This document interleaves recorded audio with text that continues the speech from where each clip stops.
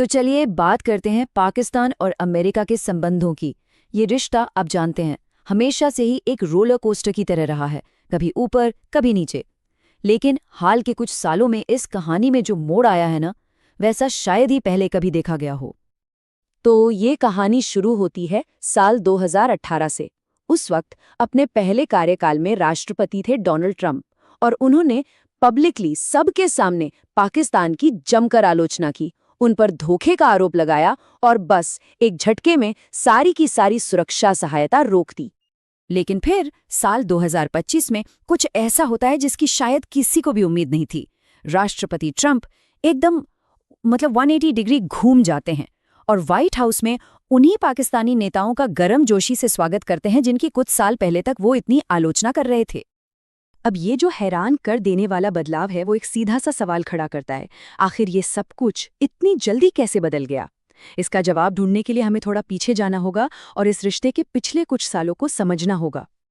देखिए, 2025 में जो ये गर्मजोशी दिखी ना, वो कोई अचानक नहीं हुई थी। ये एक दशक से भी ज्यादा वक्त तक चले तनाव और गहरे अविश्वास के बाद आई थी। तो चलिए सबसे पहले ये देखते हैं कि ये अविश्वास आखिर था कितना गहरा। अगर हम पिछले दशक पर एक नजर डालें तो तनाव साफ साफ दिखाई देता है। 2017 में ट्रंप ने पाकिस्तान पर आतंकवादियों को पनाह देने का आरोप लगा दिया।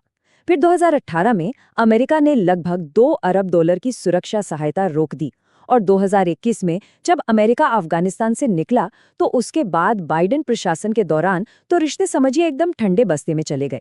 पाकिस्तान को लगने लगा कि उसे पूरी तरह से नजरअंदाज किया जा रहा है। और देखिए, इस तनाव के पीछे कई वजहें थी। एक तरफ अमेरिका लगातार पाकिस्तान से डू मोर की मांग कर रहा था, वहीं दूसरी तरफ पाकिस्तान चीन के साथ अपनी आर्थिक साझेदारी को मजबूत करने में लगा था। और ठीक उसी वक्त अमेरिका भारत के साथ अपने रिश्ते और गहरे कर रहा था। तो इन सब वजहों से दोनों देशों के बीच की खाई और भी ज्यादा चौड़ी होती चली गई। तो फिर सवाल वही है, अचानक सब कुछ कैसे बदल गया? इस बदलाव की जड़ को समझने के लिए हमें ट्रंप प्रशासन की विदेश नीति के एक बहुत ही बुनियादी सिद्धांत को समझना होगा। इस नजरिए को कहते हैं लेन देन वाली कूटनीति या ट्रांजैक्शनल डिप्लोमेसी। अब ये है क्या? ये अंतर्राष्ट्रीय संबंधों को देखने का एक बिल्कुल ही अलग तरीका है। इसमें दोस्ती या पुराने रिश्तों से ज्यादा सौदों को महत्व दिया जाता है। मतलब इस नई सोच के तहत ये सवाल ज्यादा मायने नहीं रखता कि क्या आप हमारे पुराने साथी हैं या क्या हमारे मूल्य एक जैसे हैं।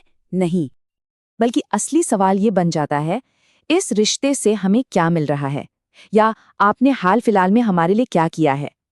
सारा का सारा ध्यान अमेरिका को मिलने वाले फौरी और ठोस फायदों पर होता है। और यही बात हमें सीधा वापस व्हाइट हाउस की उस बैठक पर ले आती है। अगर ये एक सौदा था तो फिर पाकिस्तान ने अमेरिका को ऐसा क्या दिया कि ये रिश्ता पूरी तरह से ही पलट गया? अब देखिए, सूत्रों की माने तो ये सौदा 3 हिस्सों में हुआ। पहला था सुरक्षा के मोर्चे पर। पाकिस्तान ने एक बहुत ही हाई प्रोफाइल आतंकवादी को पकड़ने में मदद की। दूसरा था स्थिरता। पाकिस्तान ने भारत के साथ तनाव कम करने में एक अहम भूमिका निभाई। और तीसरा था अर्थव्यवस्था। पाकिस्तान ने अमेरिकी कंपनियों के लिए माइनिंग और क्रिप्टो जैसे सेक्टर्स में नए दरवाजे खोल दिए। तो अब सवाल ये उठता है कि क्या ये एक नई और टिकाऊ दोस्ती की शुरुआत है या फिर ये सिर्फ एक टैक्टिकल रोमांस है जो वक्त के साथ खत्म हो जाएगा? एनालिस्ट भी इस नए रिश्ते के भविष्य को लेकर बहुत ज्यादा श्योर नहीं है।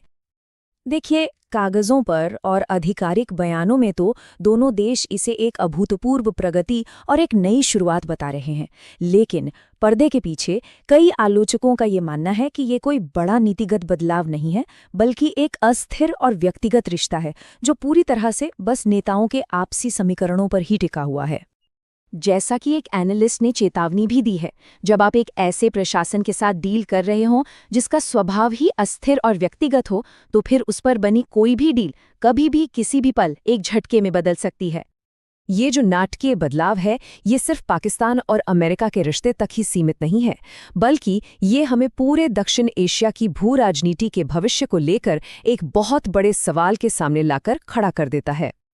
तो आखिरी सवाल यही है, क्या ये दक्षिण एशिया में अमेरिका की एक नई रणनीति की शुरुआत है या ये सिर्फ एक वक्ती सौदा है? इसका जवाब जो भी हो, वो न सिर्फ वॉशिंगटन और इस्लामाबाद का भविष्य तय करेगा, बल्कि दुनिया के इस बेहद संवेदनशील हिस्से में शक्ति संतुलन की पूरी कहानी को एक नया मोड़ दे सकता है।